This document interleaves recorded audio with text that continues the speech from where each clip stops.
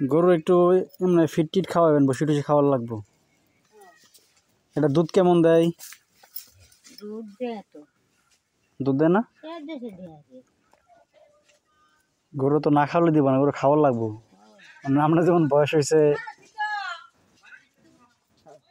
সেজন্য একটু ইয়ে করতে হবে, গরু যত্ন করতে হবে। হ্যাঁ, ফুল সাড়ে যান।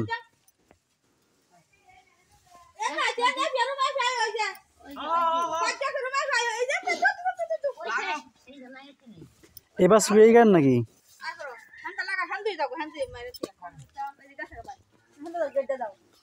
ভাবি এবার বয়স কয়দিন?